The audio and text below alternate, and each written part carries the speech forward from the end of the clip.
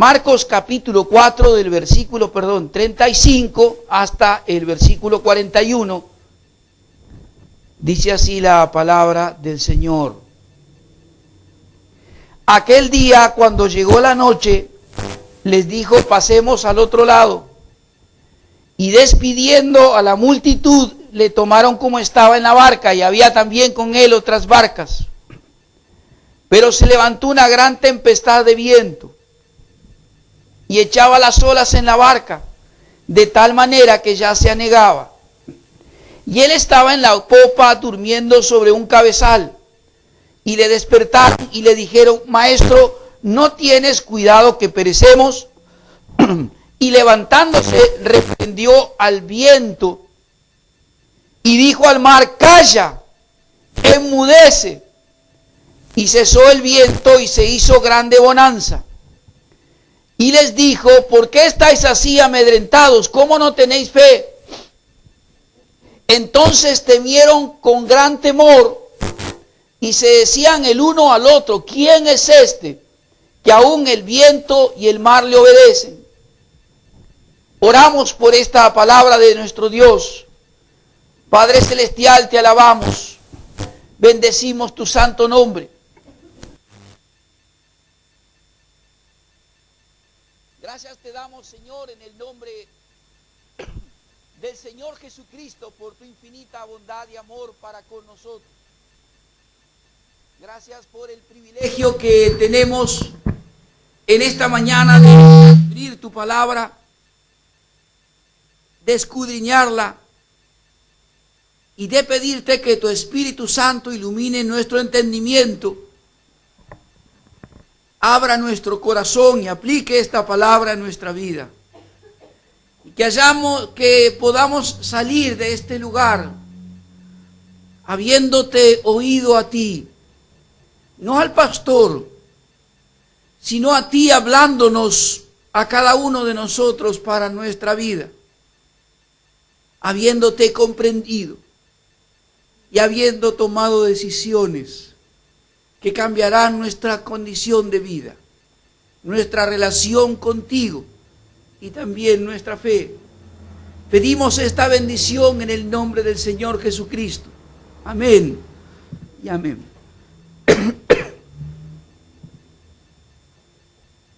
Una de las situaciones de vida que el cristiano debe tener presente es justamente la de ir descubriendo día tras día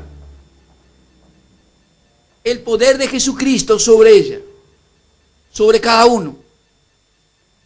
Muchas veces ese poder, esa intervención, esa obra, se descubre cuando uno menos lo espera, y hay que caminar en fe, a veces a tientas, en medio de la oscuridad. Yo recuerdo hace muchos años, cuando estaba en el seminario, un viernes por la noche, cuando no había clases, estaba trabajando y preparando mis estudios. Creo que tenía 31 años. Ya teníamos a Fernando, tenía a Mónica, había renunciado a gran parte de mi trabajo para estudiar y no había absolutamente nadie allí en la biblioteca, estaba solo y entré en una depresión terrible. Me pregunté: ¿y si todos estos años de estudios que estoy emprendiendo, todo este dinero que estamos gastando y todo esto que yo siento en mi interior de que Dios me llama a un ministerio, no se da, no se concreta? ¿Qué pasará con todo este gasto, con todo este tiempo, con todos estos años? ¿Habré estudiado? Sí, pero ¿de qué me servirá? Es como que no había ningún horizonte todavía allí. Siempre recuerdo y se lo enseño a otros, que eran tiempos en donde en la iglesia donde estaba ni siquiera recogía la ofrenda. Jamás me pedían que leyera la palabra de Dios o que tuviera alguna oración. Todo era oscuridad futura. Y no solamente con la oración de ese día, sino en el transcurso de los años que vinieron después. Cuando todo se agotó, esperanzas, dinero, principalmente eso, escasez de trabajo por momentos, es que uno empezó a ir descubriendo que allí donde uno bajaba los brazos porque ya no había más nada que materialmente en qué confiar, allí entonces venía la intervención de Dios. Y uno iba descubriendo semana tras semana, mes tras mes, cómo Dios intervenía en nuestra vida como familia y en mi vida también como estudiante. Fui descubriendo ese poder de Dios, esa intervención de Dios en nuestra vida. Y esta es la enseñanza que esta palabra de Dios nos va a dejar en esta mañana, que el cristiano debe ir descubriendo en todas las circunstancias que ha creído en un Dios poderoso que interviene en su vida. No es solo para saberlo con la cabeza. El cristiano debe ir descubriendo en los días de su vida la intervención de Dios poderosamente en las circunstancias de su vida. Esta fue la experiencia de los discípulos del Señor Jesucristo en esta barca. Y hay tres enseñanzas espirituales a las que me quiero referir en esta mañana. Para descubrir esta intervención de este Dios todopoderoso en el cual hemos creído y soberano en nuestra vida, debemos buscar la ayuda de Jesús. Pero sin dudar de la intervención de Jesús. Debemos buscar la ayuda de Jesús, pero sin dudar de que Dios va a intervenir en nuestro cuidado. Dice allí la palabra del Señor en el versículo 37.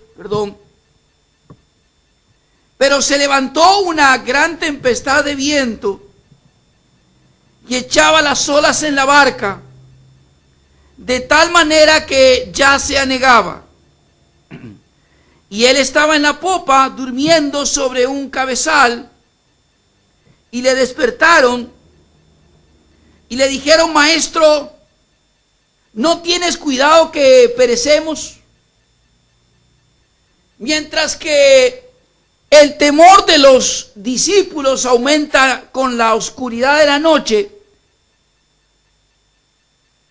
y encima las olas están ingresando en la barca y tratando de hundirla, los discípulos están viendo cómo Jesús está allí en la popa del barco, durmiendo tan profundamente, agotado y cansado del tremendo día de ministerio que ha tenido, tan agotado y cansado que ni siquiera la tormenta misma puede despertarlo.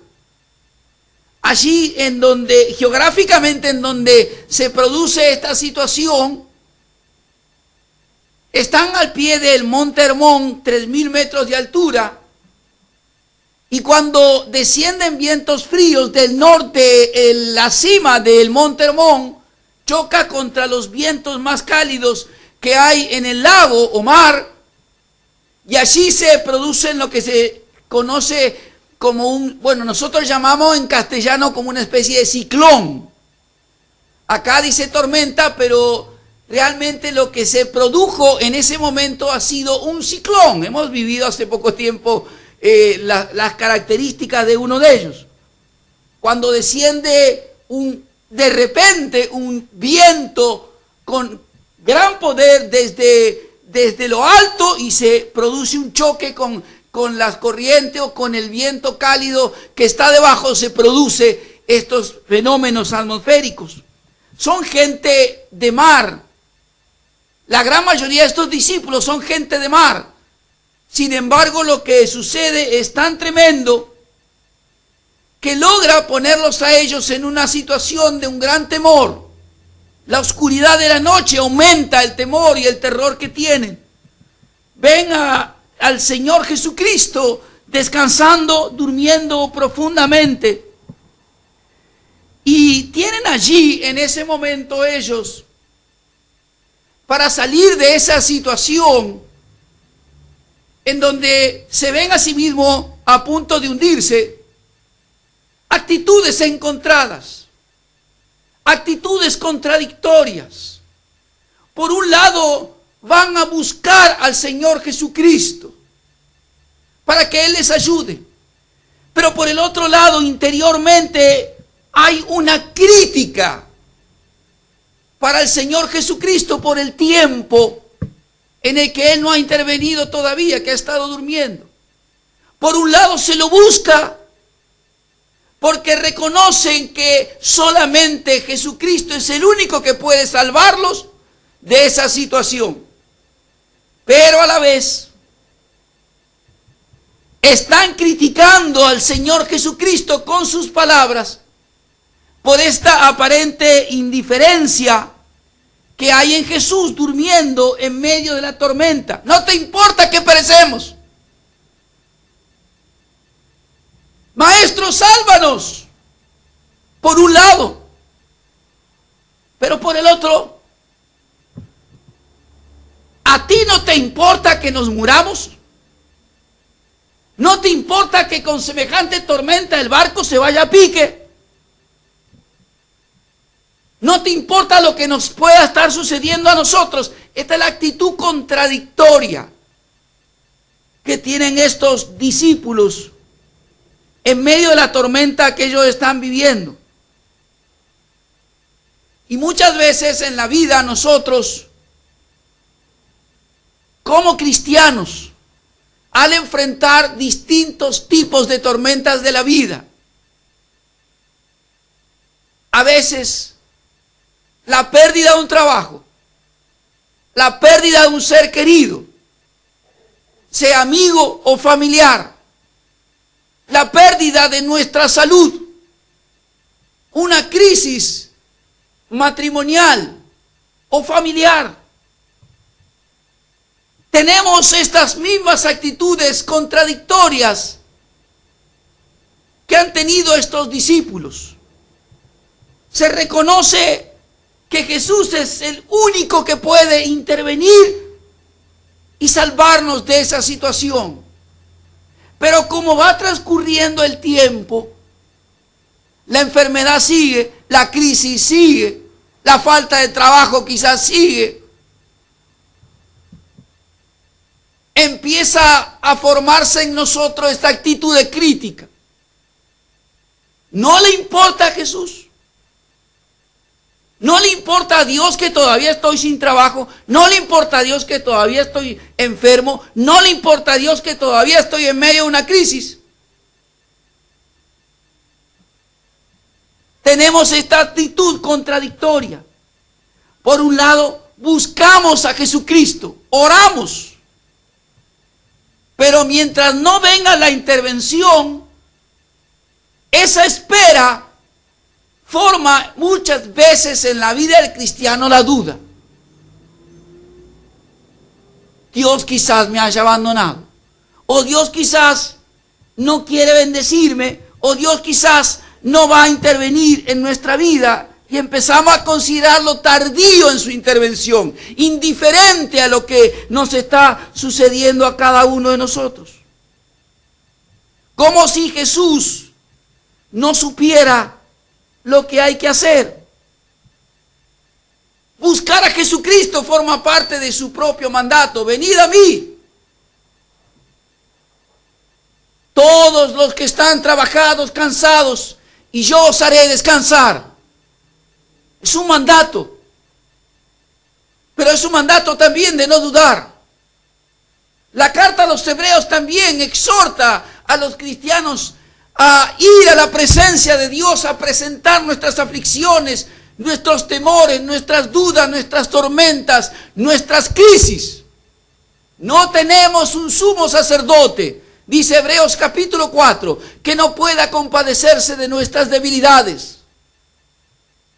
Acercaos con confianza para el oportuno socorro. Son exhortaciones de la palabra de Dios a las que tenemos que ir, que poner en práctica, que vivirlas. La gran enseñanza que nos deja este momento en esta historia de los discípulos, hombres de mar, en medio de una tormenta en el mar con Jesucristo allí, es que frente a las tormentas de la vida, las enfermedades, las crisis, las pruebas, las aflicciones, hay que buscar a Jesucristo como ellos, pero no hay que dudar del cuidado de Jesucristo por nuestra vida. Palabras de los que nos rodean también son importantes, porque uno puede decirse a sí mismo: voy a buscar del Señor Jesucristo y no voy a dudar de que Él va a intervenir en mi propia vida. Pero miren, las palabras tienen un poder. Y a veces quien dice una palabra que viene de Dios es de enorme bendición, pero a veces recibimos palabras que no son de Dios. Y lo que provocan en nosotros, en lugar de la confianza, es la duda, la depresión, al punto de querer no solamente bajar los brazos en la fe, sino llevarlos a la misma muerte. Quizás un hombre ejemplo de la fe en todas las escrituras es Elías, el profeta del Antiguo Testamento. Quiero ilustrar este punto por medio de la vida de Elías. Primera de Reyes, capítulo 18, en el versículo 37, 36 y 37, allí Elías está en una plena confrontación espiritual con los sacerdotes de Baal, sacerdotes paganos.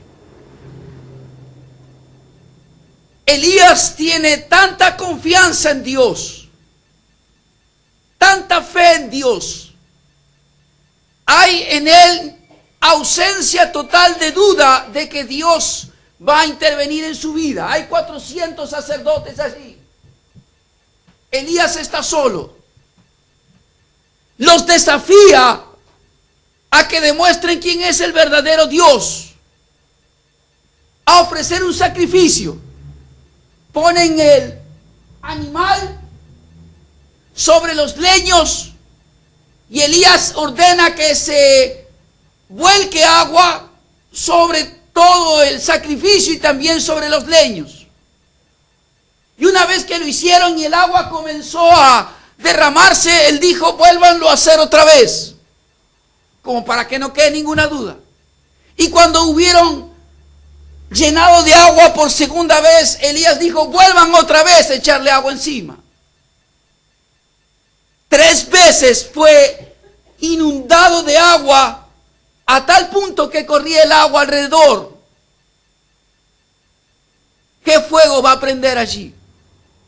Pero allí es donde viene esta seguridad, esta confianza, más allá de toda duda, de toda prueba, de toda circunstancia, de Elías en el Señor. Versículo 36 del capítulo 18 de Primera Reyes. Cuando llegó la hora de ofrecer el holocausto, se acercó el profeta Elías y dijo: Jehová, Dios de Abraham, de Isaac y de Israel, sea hoy manifiesto que tú eres Dios en Israel y que yo soy tu siervo y que por mandato tuyo he hecho todas estas cosas. Respóndeme, Jehová. Respóndeme para que conozca este pueblo que tú, oh Jehová, eres el Dios y que tú vuelves a ti el corazón de ellos. Entonces cayó fuego de Jehová y consumió el holocausto, la leña, las piedras, el polvo, y aún lamió el agua que estaba en la zanja.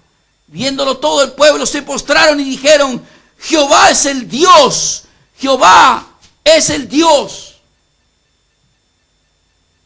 Un hombre de Dios que busca la ayuda de Dios en una confrontación espiritual con los sacerdotes paganos, en una ausencia total de la duda de que Dios va a intervenir en él. Y Dios bendijo. Pero momentos después, dice el capítulo 19, Acab dio a Jezabel la nueva de todo lo que Elías había hecho y de cómo había matado a espada a todos los profetas. Entonces envió Jezabel a Elías su mensajero diciendo: así me hagan los dioses y aún me añadan si mañana a estas horas yo no he puesto a tu persona como la de uno de ellos. Es decir, mañana vos también vas a estar muerto. Y uno puede pensar, a un hombre como Elías esta palabra le va a impactar después de todo lo que ha hecho. Pero mire lo que dice el versículo 3.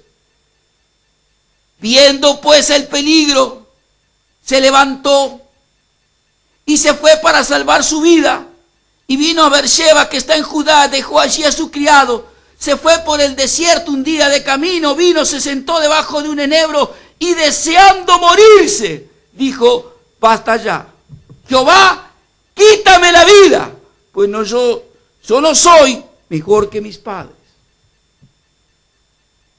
De la búsqueda de Dios a la duda en que Dios va a intervenir. Del poder espiritual a la depresión total, al punto de querer morirse. Es un hombre de Dios. Un hombre bendecido por Dios.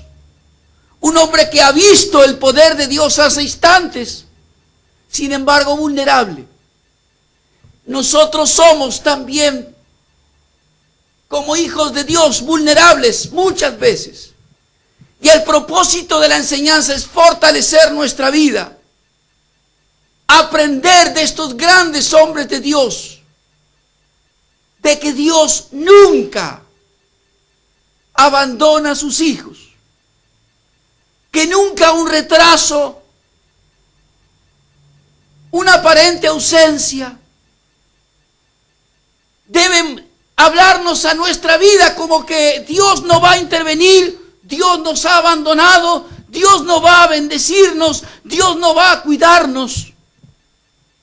En cualquier tormenta de la vida que usted o yo nos encontremos, en primer lugar tenemos que buscar a Jesús. Pero en segundo, no tenemos que dudar ni un instante de la intervención de Dios y su cuidado sobre nuestra vida. En segundo lugar, descubrimos este poder soberano de Dios interviniendo en nuestra vida,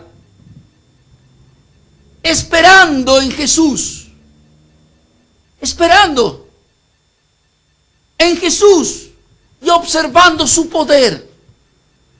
No solamente debemos aprender a esperar la intervención de Dios, sino también aprender de ver cómo Él obra, cómo opera su poder. Dice la palabra del Señor allí en el versículo 39. Y levantándose, reprendió al viento y dijo al mar: calla, enmudece. Y cesó el viento y se hizo grande bonanza. Y les dijo: ¿por qué estáis así amedrentados? ¿Cómo no tenéis fe? Entonces temieron con gran temor y se decían el uno al otro: ¿quién es este que aún el viento y el mar le obedecen. Jesús reprende al viento y al mar le ordena que enmudezca. Para algunos, la utilización de esta palabra reprender intenta mostrar que hay una operación satánica detrás de esta tormenta. Pero sea diabólica o no esta tormenta, lo que es importante para nosotros aquí es que Jesús va a hacer valer su autoridad sobre las fuerzas sobrenaturales, sobre los elementos de la naturaleza. Esto es lo que el Evangelio de Marcos nos enseña aquí, que luego de esta orden, de estas palabras tan fuertes de parte de Jesús, se producen dos resultados diferentes. Por un lado, el viento cesa y por el otro lado, el mar se tranquiliza, se hace bonanza. El viento se calmó, las aguas también se calmaron. Y Marcos nos enseña, a través de esta actitud de Jesucristo, de estas breves palabras, nos está enseñando el poder tremendo, soberano de Jesús sobre las fuerzas sobrenaturales, que hace que estos queden espantados. Han visto al Señor Jesucristo con su poder sobre las multitudes. Han visto y conocido el poder de Jesús sobre las enfermedades. Han visto el poder del Señor Jesucristo para expulsar demonios. Y ahora están viendo el poder de la palabra de Jesucristo sobre las fuerzas naturales como el mar, el viento en este ciclón que está intentando hundir la nave. Cuando la intervención de Dios se hace esperar en nuestra vida, allí es donde encontramos esta lección para nosotros. ¿Qué debemos aprender? Justamente que cuando la intervención de Dios se hace esperar, debemos aprender a esperar en el Señor Jesucristo. Debemos aprender a esperar en Dios confiadamente, sin dudar de su intervención en nuestra vida a su tiempo. Él puede sorprendernos de una manera que nunca hemos imaginado. Y lo que no tenemos que tener ninguna duda, sino total confianza, que por más grande que sea la tormenta, la crisis, la enfermedad, la pérdida de trabajo, la escasez económica, Dios es más poderoso que todo eso. La palabra de Dios dicha cambiará toda esa situación. Pero de parte nuestra debemos aprender a esperar y observar cómo Dios obra. Observar qué es lo que Dios va a hacer. Y esperar que Dios haga situaciones, que Dios provoque situaciones que quizás no imaginamos. ¿Qué quiero decir con esto? Esté abierto a lo que le sorprenda. Esté abierto a situaciones sorprendentes, no solo inesperadas, sino sorprendentes porque jamás las imaginó. Esto forma parte de nuestra fe. Creemos en un Dios al que no vemos. Hemos nacido de nuevo sin saberlo. ¿Cómo? Por obra del Espíritu. Y lo afirmamos sin duda alguna. Pero ¿por qué no tener esta misma fe, esta misma esperanza en Dios cuando enfrentamos problemas de la vida de distinta índole, crisis, enfermedades, pérdida de trabajo? Hay un universo universo de situaciones que enfrentamos todos los días y nos afectan. Pero debemos no solamente orar, sino esperar en Dios y estar abiertos a que Dios obre de una manera que jamás nos hemos imaginado. Hechos capítulo 12. Quiero mostrar por medio de un instante de la vida del apóstol Pedro, un apóstol fiel. Hechos capítulo 12.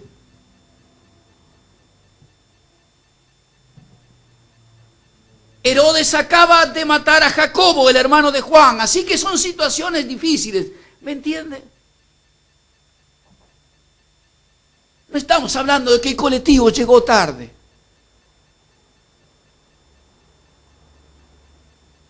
Uno de los suyos fue asesinado por causa de la fe. Versículo 1 del capítulo 12 dice: Herodes mató a espada a Jacobo, el hermano de Juan. Hay muertes en el grupo. La situación se está agravando. Ser cristianos se está tornando peligroso. Pedro es metido en la cárcel. Sabemos que se lo quiere matar también, para que el nombre de Jesús y el evangelio no se divulgue. La iglesia hacía oración por él. Y entonces vino la intervención de Dios. Hechos 12, versículo 7. Y aquí se presentó un ángel del Señor, y una luz resplandeció en la cárcel, y tocando a Pedro en el costado le despertó diciendo: levántate pronto. Las cadenas se le cayeron de las manos, y le dijo el ángel: cíñete, átate las sandalias. Y lo hizo así. Fíjese que todas las frases breves que hay aquí intentan mostrarnos lo rápido de la situación. Y le dijo: envuélvete en tu manto, sígueme. Y saliendo le seguía, pero no sabía que era verdad lo que hacía el ángel, sino que pensaba que veía una visión. Y habiendo pasado la primera y la segunda guardia, llegaron a la puerta de hierro que daba a la ciudad, la cual se les abrió. ¿Por quién? Por sí misma. Y salidos pasaron en la calle, y el ángel se apartó de él. Entonces Pedro, volviendo en sí, dijo: ahora entiendo verdaderamente que el Señor envió su ángel y me ha librado de la mano de Herodes y de todo el pueblo de los judíos que esperaban. Peligro de muerte.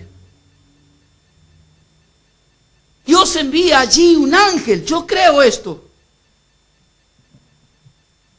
profundamente.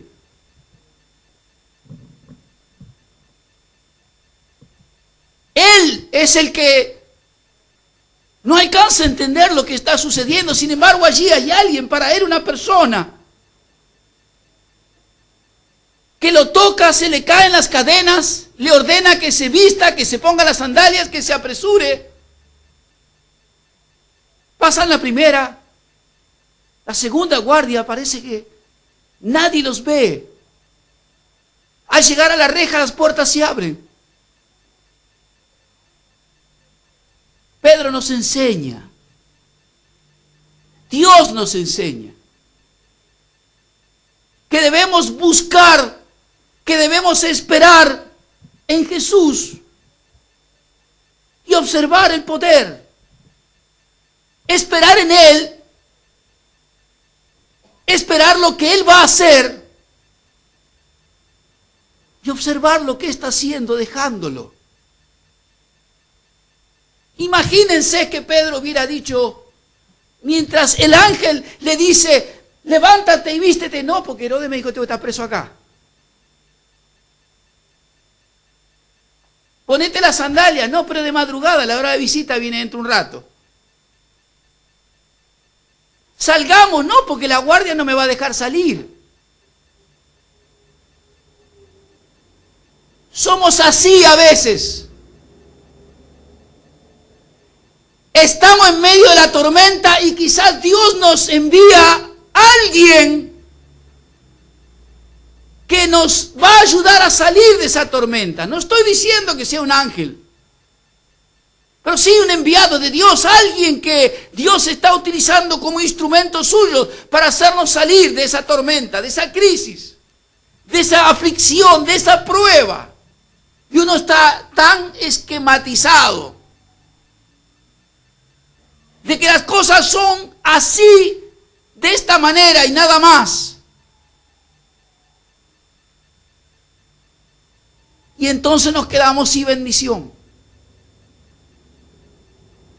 Debemos, en medio de toda la tormenta que cada uno viva, amado, debemos esperar en el Señor mientras ayunamos y esperamos y oramos, esperando la visitación de Dios sobre nuestra vida.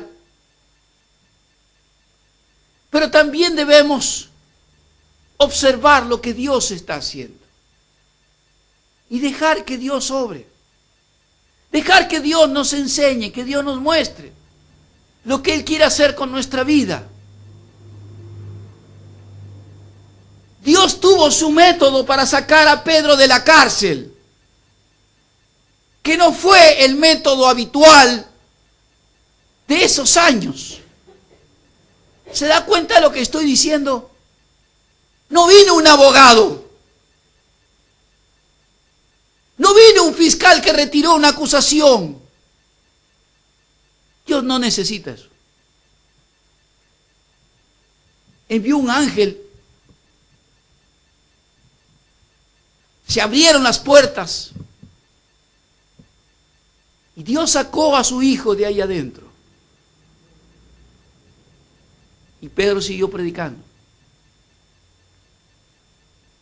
En medio de toda la tormenta que usted tiene, cualquiera la que sea,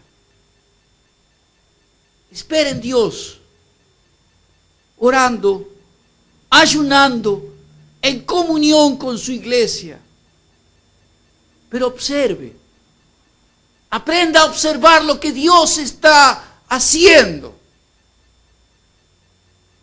Y déjese conducir por Dios. Déjese conducir por Dios. Quizás sea una crisis más. Quizás usted planeó o planificó su vida de una manera, salir de esa crisis de una manera, salir de esa tormenta de la vida de una manera, enfrentar esa prueba de una manera, y Dios está mostrando otra. Y uno debe ser sensible. Ninguno de los discípulos esperaba que Jesús se levantara y le dijera al viento, te reprendo, y al agua, enmudece.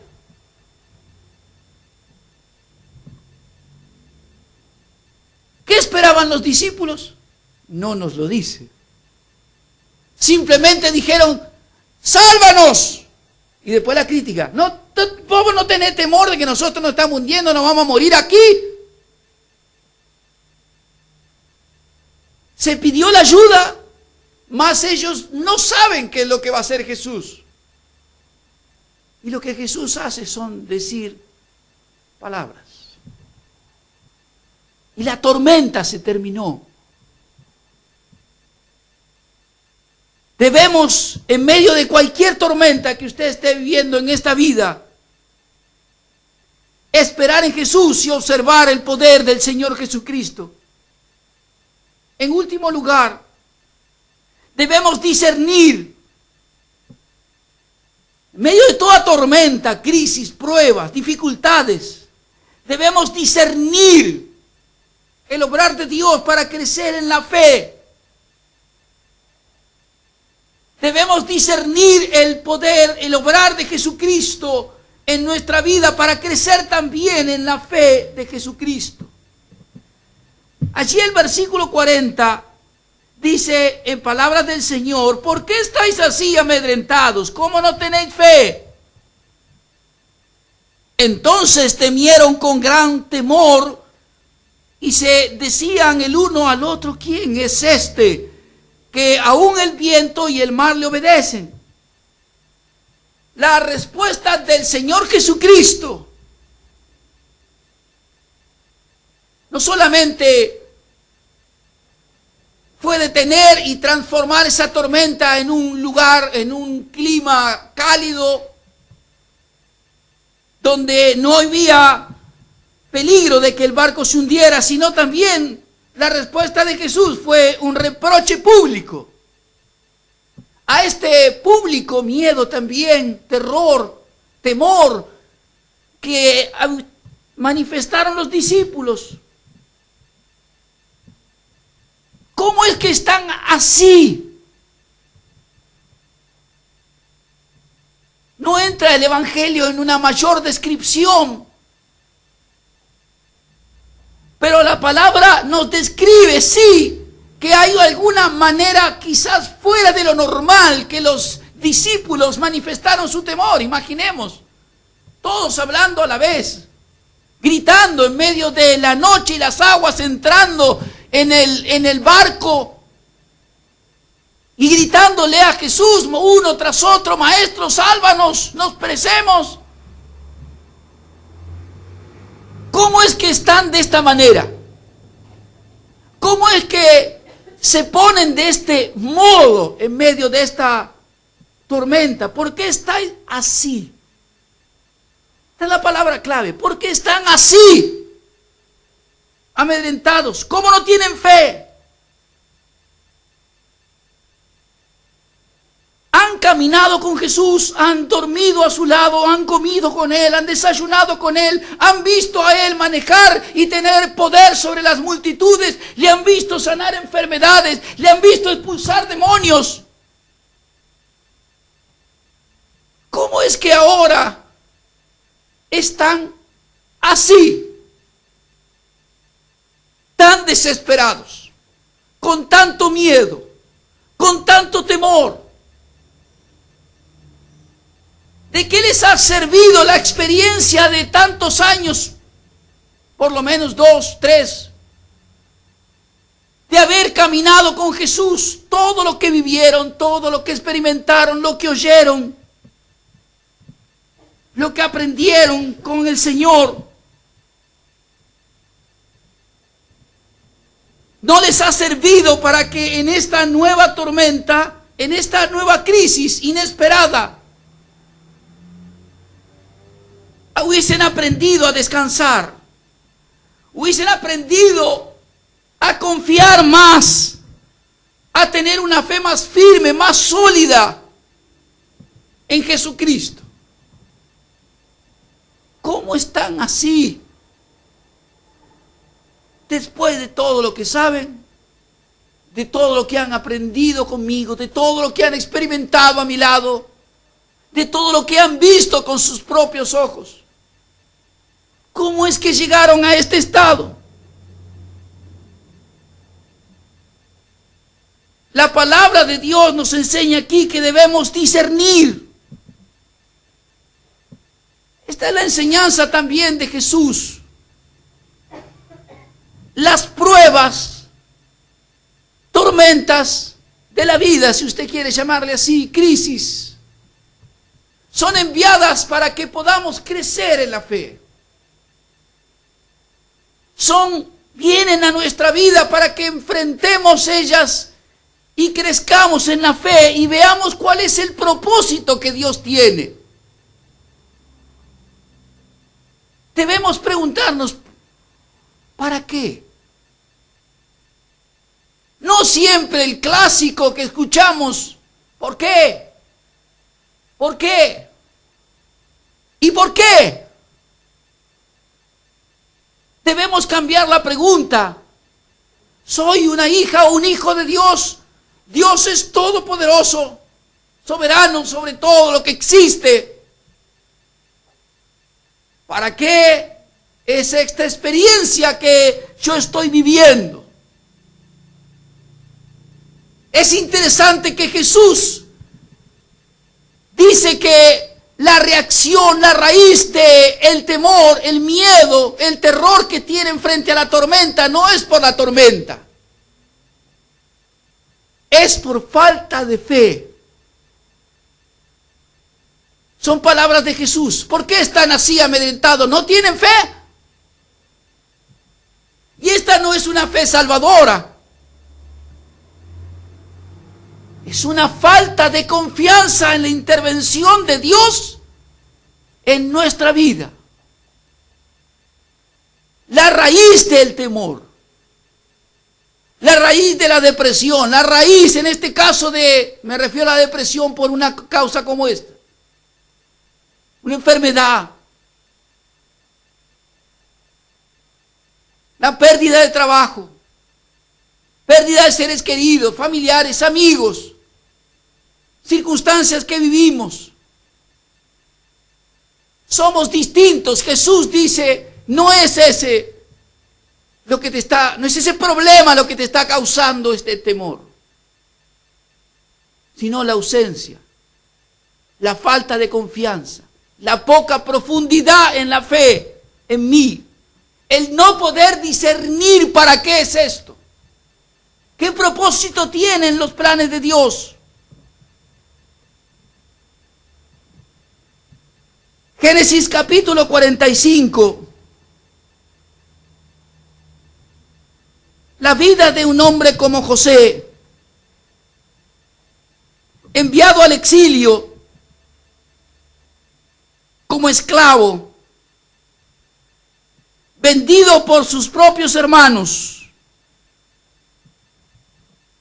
Creo que quizás no alcanzamos a tener una profunda idea de lo que es esto.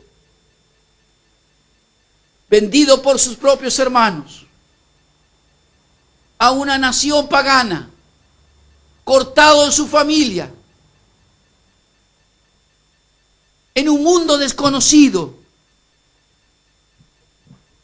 José vivió años adaptándose, estuvo preso, luego prosperó por la gracia de Dios, hasta que llegó el día en que pudo discernir para qué ocurrió todo eso que ocurrió, esa tormenta grande de su vida llamada hermanos que lo venden como esclavo. Génesis 45, versículo 4 al 8. Entonces dijo José a sus hermanos, pasaron muchos años de aquella venta, acercaos ahora a mí. Y ellos se acercaron y él les dijo, yo soy José, vuestro hermano, el que vendisteis para Egipto. Ahora pues no os entristezcáis, ni os pese haberme vendido acá. Mire qué palabra. Porque para preservación de vida me envió delante de vosotros.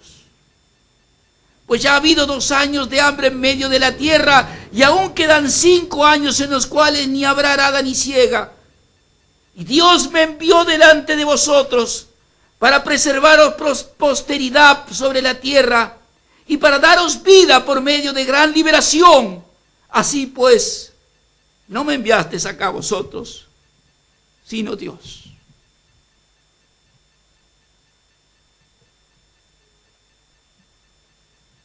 Es tremendo esta enseñanza de las Escrituras. Que podemos estar en medio de una tormenta, en medio de una crisis que dura años, en las cuales Dios tiene un propósito y en las cuales nosotros somos sus instrumentos. Juan capítulo 9, versículo 1. Ya no es José, sino un ciego. Versículos 1 al 3 del Evangelio de Juan, en el capítulo 9. Al pasar Jesús vio a un hombre ciego de nacimiento. Y le preguntaron sus discípulos diciendo, Rabí, ¿quién pecó, este o sus padres, para que haya nacido ciego? Respondió Jesús, no es que pecó este ni sus padres, sino que para que las obras de Dios se manifiesten en él.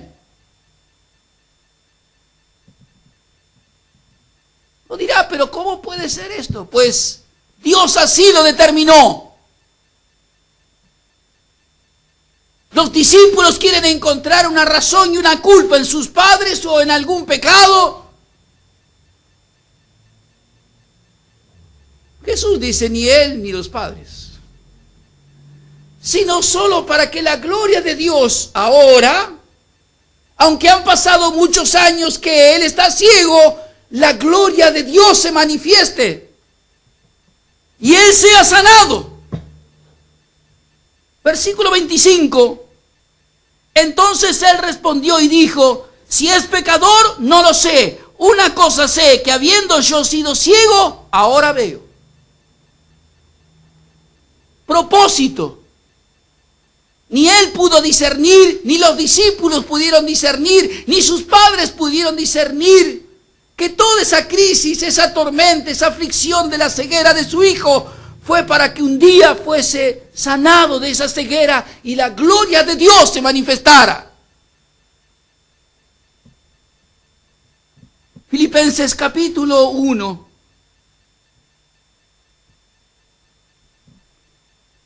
El apóstol Pablo ya no es José, no es un ciego de nacimiento, sino un mismo apóstol de Jesucristo. En situación de cárcel. Filipenses capítulo 1, versículo 12, Pablo escribe desde la cárcel en Roma a la iglesia de Filipos. Versículo 12, quiero que sepáis, hermanos, que las cosas que me han sucedido han redundado más bien para el progreso del Evangelio. De tal manera que mis prisiones se han hecho patentes en Cristo en todo el pretorio y a todos los demás. Y la mayoría de los hermanos cobran ánimo en el Señor con mis prisiones. ¿Me entiende? Y se atreven mucho más a hablar la palabra sin temor. Esto es tremendo. Debemos aprender que en toda tormenta, toda crisis, toda aflicción, toda prueba, Dios puede tener un propósito en la cual nosotros somos instrumentos de Él. José fue enviado a Egipto para preparar el momento en el que vendría una gran hambre y entonces toda su familia tuviera que comer. El ciego vivió ciego muchos años, pero en determinado momento recobrará la vista para la gloria de Dios. Había un propósito detrás. Pablo es enviado preso a Roma y todos cobran ánimo en las prisiones de él y hablan sin temor el Evangelio. Y Pablo lo entiende así. No está preguntándose por qué y por qué. ¿Por qué yo que te he venido sirviendo? ¿Por qué yo que fundé tantas iglesias? ¿Por qué yo que hice tantas maravillas en tu nombre y ahora estoy preso aquí? Él dice, quiero que sepáis que todo lo que me ha sucedido ha redundado más bien para el progreso del Evangelio. Propósito de Dios. Muchos de nuestros temores y miedos,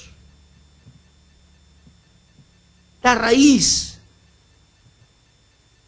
es nuestra poca fe en la intervención de Dios, en los tiempos de Dios. ¿Cuántas veces hemos visto a Dios obrar en nuestra vida? ¿Cuántas? Como iglesia.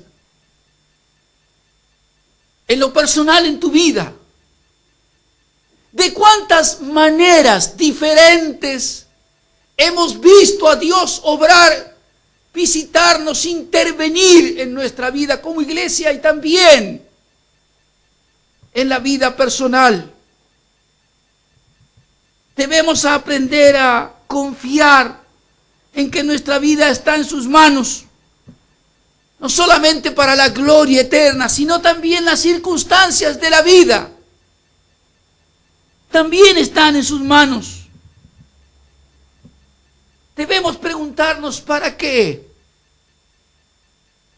¿Cuál es el propósito de Dios en esta circunstancia? ¿Qué tiene Dios conmigo? Tanto José como Pablo nos enseñan que al principio uno no alcanza a ver todo, pero cuando transcurre el tiempo y mira hacia atrás, entonces puede entender. Y José puede decir, muchos años después, quizás que tuvo que derramar lágrimas, fuera de su tierra, fuera de su familia, fuera de su pueblo, puede decir a sus hermanos, ustedes no me enviaron aquí.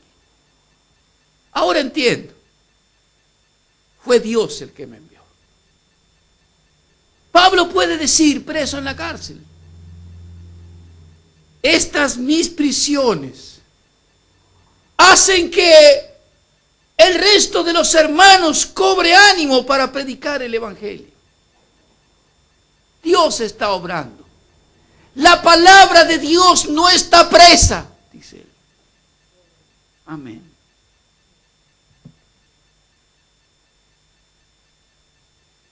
Tenemos que aprender en medio de toda prueba a discernir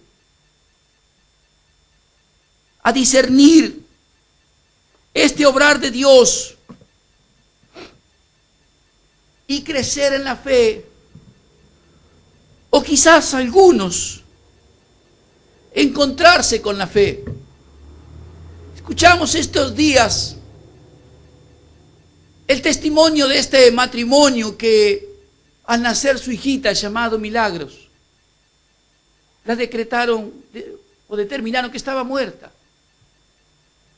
La pusieron en un pequeño ataúd y la enviaron a la morgue. Según las propias palabras de su madre, que aunque es evidente que ellos, y lo han manifestado, son evangélicos, no eran personas de gran fe, quizás tampoco de una gran asistencia a la iglesia, pero sintió apenas 2 horas después de lo ocurrido que tenía que irse a la morgue donde estaba el cuerpo de su hijita. Ni siquiera esperó al médico, se arrancó todos los, ¿cómo se llama? Los sueros que tenía en su brazo, y así como estaba fue con su esposo y otros familiares hasta la morgue. Cuando llegaron a la morgue estaba cerrada. Una mujer que trabajaba allí les abrió. Contrario a lo que debería haber sido hecho, el cajón estaba clavado. Por tanto, su padre, ante toda esta desesperación que se fue acumulando mientras transcurrían todos los hechos, buscó una barreta y abrió el cajón. Nadie quería mirar allí dentro. Solo la madre se acercó. El cuerpo estaba tapado con una pequeña tela. Tocó la mano y la cabecita se movió. Y cuando retiró la tela que cubría a la niña estaba viva. Según sus propias palabras, todos cayeron de rodillas, diciendo, oh Dios, Dios. Hoy sus palabras son las siguientes. Quizás Milagros vaya con el Señor, pero que ellos conocieron a Dios y tuvieron un encuentro con un Dios todopoderoso. No se lo quita a nadie. ¿Qué quiero decir con esto? Estemos abiertos a un obrar inesperado de Dios. ¿Quién puede decirle a una madre que le dicen, su hija está allá en la morgue, en un cajón cerrado, no tiene sentido que vayas? está muerta. Sin embargo, estaba viva.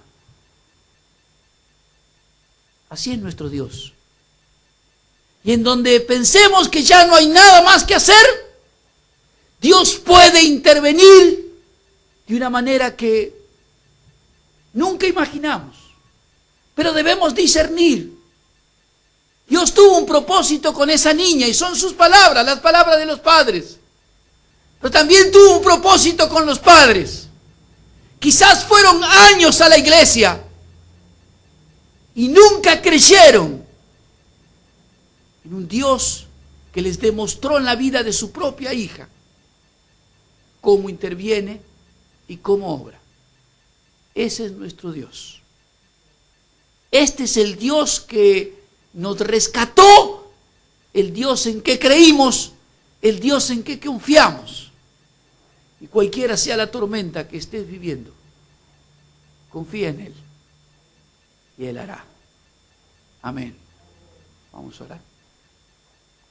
Señor.